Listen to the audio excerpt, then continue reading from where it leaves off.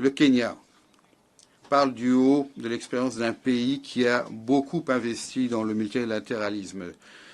Pendant des décennies, nous avons mis en danger nos soldats et nos policiers pour des missions de maintien de la paix en Afrique et au-delà, de la Somalie à la République démocratique du Congo, du Soudan du Sud, à, exemple le plus récent, Haïti. Ces 15 derniers mois, nous sommes fiers d'avoir dirigé la mission multinationale d'appui à la sécurité, MMAS, en Haïti. Pas parce que c'était facile, mais parce que la solidarité, c'est l'essence même de l'ONU. Madame la Présidente, le mandat de la MMAS expire dans quelques jours. En tant que pays chef de file, permettez-moi de brièvement vous faire part de nos expériences, les succès comme les difficultés. Il s'agit là d'un avertissement, mais également d'une leçon concernant les forces et les faiblesses du dispositif mondial de gouvernance actuel. Bien trop longtemps, le peuple d'Haïti a lancé des appels au monde. Et trop souvent, leurs appels se sont heurtés au silence, à l'hésitation ou à des demi-mesures. Haïti nous a tragiquement rappelé ce qui arrive lorsque la communauté internationale détourne le regard, lorsqu'elle traîne les pieds ou lorsqu'elle n'offre un soutien à contre-cœur. Lorsque le Kenya a répondu à la demande des autorités haïtiennes, c'est parce que nous pensions que nous joignions à un effort véritablement multinational. Nous sommes félicités, nous avons pleinement adhéré à la résolution 2699 par laquelle le Conseil de sécurité avait autorisé la MMAS, le Kenya étant pays chef de file. Nous inspirons de nos décennies d'expérience d'opérations de maintien et de consolidation de la paix, nous sommes portés volontaires. Nous avons proposé de diriger la mission. Nous avons déployé nos policiers pour affronter la menace de la violence des gangs à Port-au-Prince et dans ses environs. Madame la Présidente, Mesdames et Messieurs, la mission a fonctionné dans un environnement volatile avec d'immenses contraintes. Elle a été sous-financée, sous-équipée.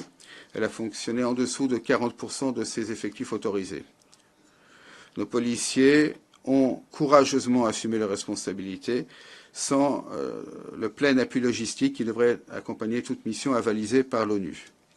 Malgré ces difficultés, malgré tous les obstacles, la MMAS a apporté des résultats que beaucoup pensaient impossibles. Le palais présidentiel, qui autrefois était assiégé par les gangs, aujourd'hui est à nouveau le siège du gouvernement.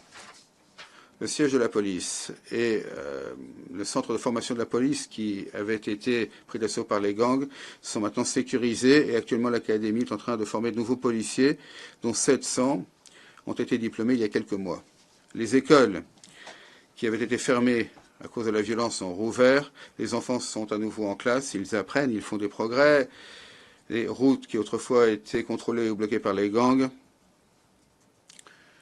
ont vu le retour de la circulation. Les cas d'enlèvement et d'extorsion ont connu une très nette réduction.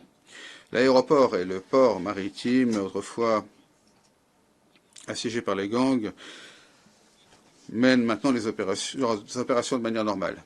D'où la question suivante. Si on a réussi à faire tant avec des ressources limitées et avec trop peu de personnel, en 15 mois seulement, qu'aurions-nous pu accomplir de plus si la fraternité des Nations Unies avait permis vraiment d'agir ensemble en solidarité avec le peuple d'Haïti?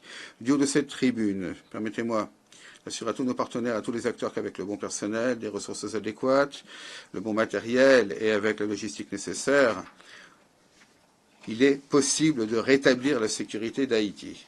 Il est possible de neutraliser les gangs. On peut assurer la sécurité des rues, des écoles, des hôpitaux et des maisons. Le harcèlement constant, les enlèvements, les actes criminels rendant insupportables les vies des Haïtiens sont inacceptables, injustifiables. Cette organisation doit y mettre un terme, les Nations Unies. Madame la Présidente, alors que le Conseil de sécurité délibère sur les prochaines mesures à prendre, nous ne devons pas perdre de vue le fait que la situation en Haïti exige une attention soutenue, coordonnée et concentrée, une attention internationale. Une transition bien ordonnée après la MMAS est essentielle pour consolider les acquis jusqu'ici durement acquis. J'exhorte le Conseil de sécurité et tous les partenaires à continuer à faire en sorte qu'Haïti avance sur une voie de paix, de stabilité et de renouveau.